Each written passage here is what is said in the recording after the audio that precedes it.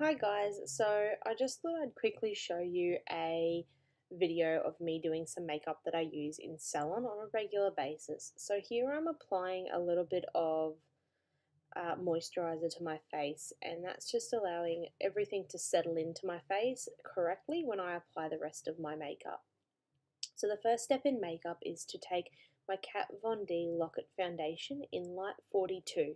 This is her second lightest shade and it has a neutral undertone, which means it's not showing any pink or orange tones in it, and it's just completely neutral.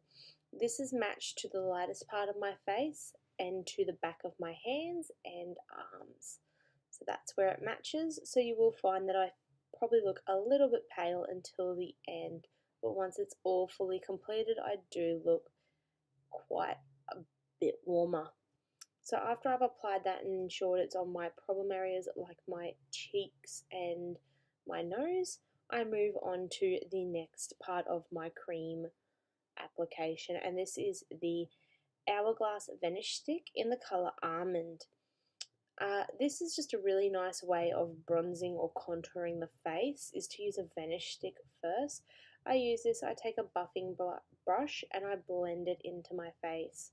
You'll probably find that I don't really often use beauty blenders, and that's just because they're harder to clean and less reliable to make sure they are clean than brushes.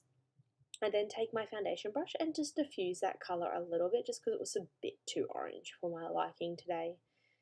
So once I've buffed that out and I'm quite happy with where it's at, I take my MAC setting powder, and this is a loose powder and it's translucent. So I take this and I just apply it to my face. This stops a fair bit of the makeup from moving around my face, especially when it's liquid or cream foundations or sticks. This will help set it in place, and it stops me from having to use a base for my eyelids later when it comes to doing my eyeshadow. I then take my Becca Sunlit Bronzer in Bronzed Bonsai. This is a really beautiful tone. It has a small shimmer but nothing crazy to it, and if you don't use much you don't even notice the shimmer. I take that, I apply it to where I applied my vanish stick, and then just diffuse out the colour, ensuring that there's no harsh lines. I then take the Becca Luminous Blush in the shade Dahlia. It's quite a dark blush, so I tend to make sure that there's no harsh lines on that one as well by diffusing it just with my original setting powder brush. My next step is to do my brows. Brows for me are very, very important. As you can see, my brows are quite thin and not the right colour for my hair tone that I currently have. I have a bit more of a red or golden tone in my hair most of the time now, so I tend to use either a golden brown or an auburn. Today I'm going for an auburn just because I do have more of a red tone to my hair at the moment. This is from the Morphe Brow Palette, and it's a little bit hard to show you how I do my brows just because I do use a handheld mirror for these, just because it allows me to get nice and close to my brows at all times and know where I'm putting my product. So I take that, I finish one brow to where I'm happy with it, and then I start with my next. I always tend to do my left brow last just because it's the pain brow. It's the one that always takes the longest, it's always the hardest to do. It's never quite right. You can see here I just fix up a few little lines there and then start going back in again. So once I've started doing this and I'm happy with where that brow is, I then double check the other one and make sure that it is similar. They don't have to be identical. We always say brows are sisters and not twins. So I always just make sure the front is diffused and not solid, because that has a more natural look to it than using a solid front of the brow. The next thing I do is I take a cool brown powder for a deeper contour. I just use this exactly where I put the vanish stick before, and it just allows a bit more of a cool tone contour. It gives me a bit more of a chiseled effect, not that I'm really after that anyway, but it just does allow my cheekbones to stand out a touch more. Okay, so next I go to eyes. I'm just patting them dry, making sure they're completely dry right there. I take my Mermaid Salon Treasure Chest palette. This is a palette I use quite a lot. As you can see, some of them have hit pan. So the first shade I take is just a warm brown. It's a shimmer, and I just take that on a brush and I create a line from the outer corner up and in sort of a wing fashion. Now I'm not doing a wing eyeliner, I don't tend to, just because I have hooded brows, but what I do tend to do is I just take this colour and use it as a guideline as to where my shadow stops. This is where my shadow will stop, it won't really go past this, and then I just take my blending brush for my shadows with the same shadow colour that I just used to create a line, and I will just blend it in. I blend it into my inner corner, and this allows me to have a complete seamless blend at the end. Now, you're probably looking at this going, oh my goodness, it's really uneven. Don't freak out. I do show you later twice that it is even.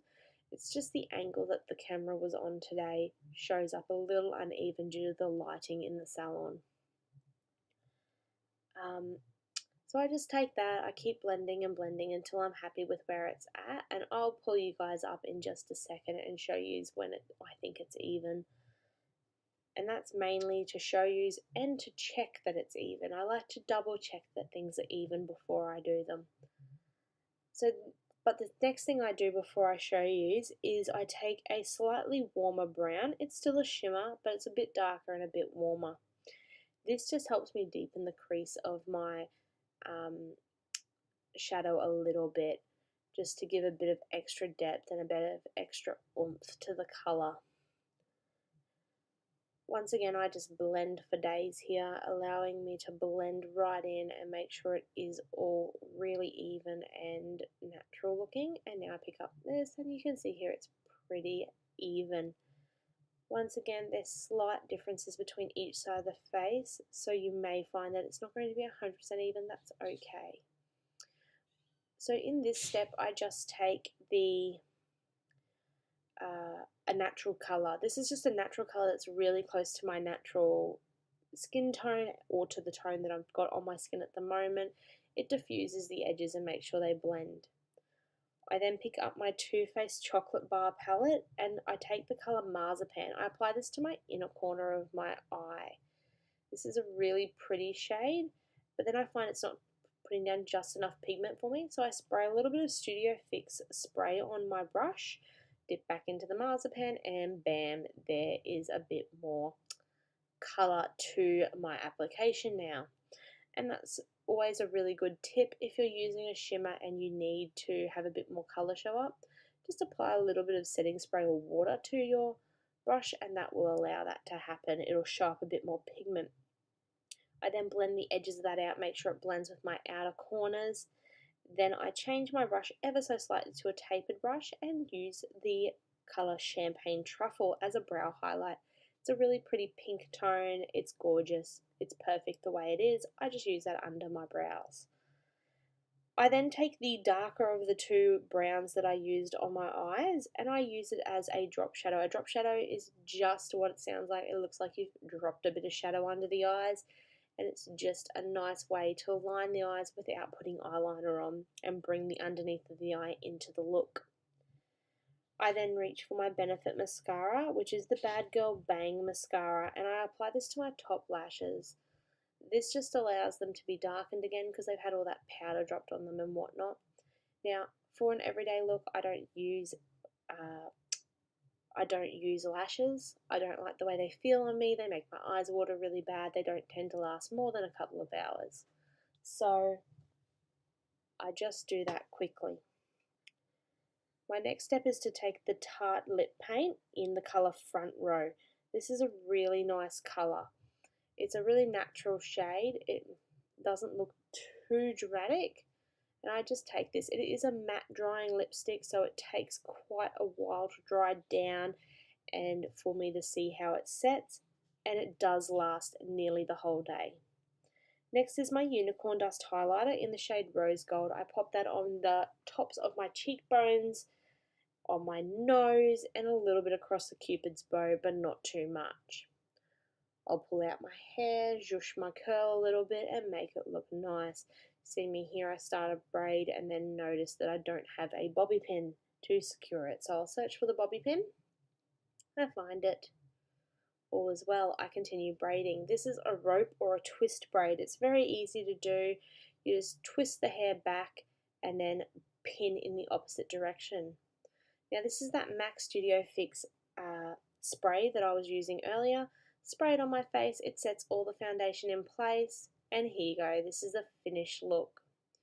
Well guys, that's it. Thank you very much, and I'll see you next time. Bye!